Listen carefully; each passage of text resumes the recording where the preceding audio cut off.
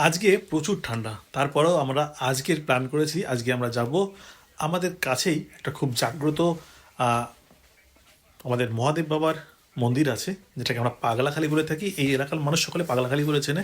আমাদের উদ্দেশ্য আছে সেখানে যাওয়া।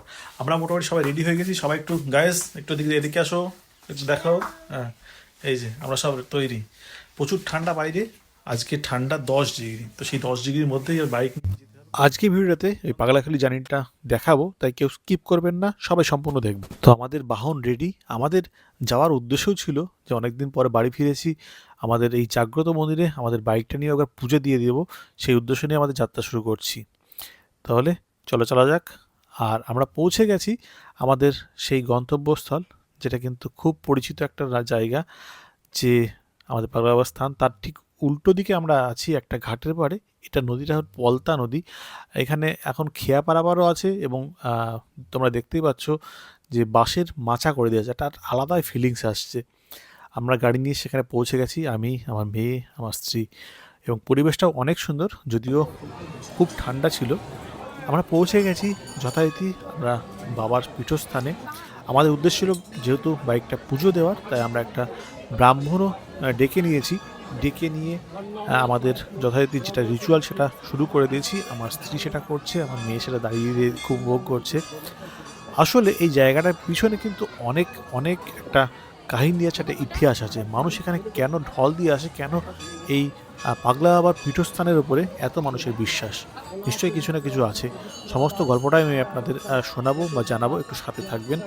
আর যারা এখানে আসতে চাইছেন, যারা বাবা মহাদেবের ওপর বিশ্বাস রাখেন, যারা মহাদেবকে পূজিত করেন, অবশ্যই আসুন, খুব ভালো লাগবে। এবং জাগ্রত পীঠস্থান, অনেকের অনেক মনস্কামনা এখানে পূর্ণ হয়, সেটা আমরা জানি, শুনেছি। তো সকলের ভালো লাগবে। আর অনেকের হয়তো এটা ভালো নাও লাগতে পারবে। যাদের ভালো লাগবে, আমি তাদেরকে বলবো ভিডিওটা স্কিপ করার জন্য। তবে যদি কোনো বাবার ভক্ত থেকে থাকেন, আমার মনে হয় ভিডিওটা তাদের ভালো লাগবে। তো তাদের জন্য বিশেষ করে ভিডিওটা। কেন এই পাগলা বাবার স্থানে সকলে আসে সেটা নিয়ে আমি একটু বলি।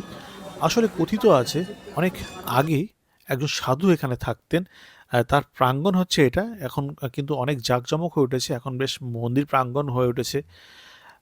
তো কথিত আছে একজন সাধু থাকতেন এখানে, উপাসনা করতেন।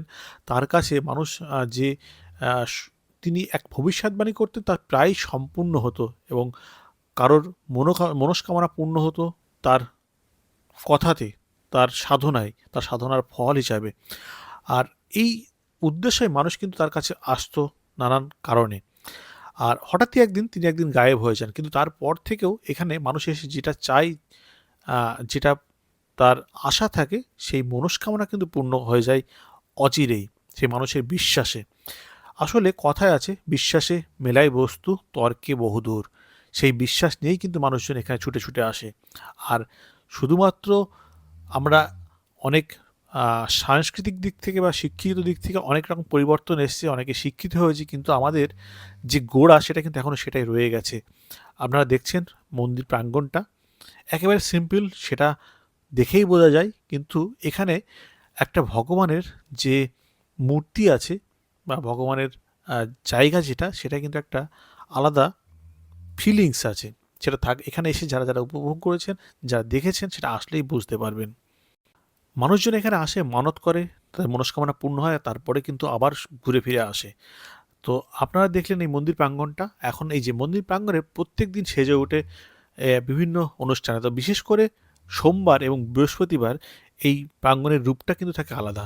প্রচুর মেলা বসে, এবং এখানে কিন্তু যাতায়াতের জন্য আপনাকে একটু রেয়ার জায়গা, যেহেতু আপনাকে একটু নিজস্ব বাইক বা গাড়ি ভাড়া করেই আসতে হতে পারে, অথবা আপনারা ট্রেনে মাঝদিয়া থেকে যে শিমুলিয়াগামী বাস পেলে, বাসে করে আপনি মন্দিরঘাট বলে নামলেই নেমে যেতে পারবেন, অথবা আপনি মাঝদিয়া থেকে টুকটুকি বা অটো করে পৌঁছে যেতে পারবেন এই বাবার পীঠস্থানে। খুব ভালো লাগবে, যারা যারা বাবার ভক্ত আছেন পৌঁছে যান। আমরা আমাদের ট্যুর এখানেই শেষ করছি। আমাদের সারাদিনটা খুব সুন্দর কাটলো।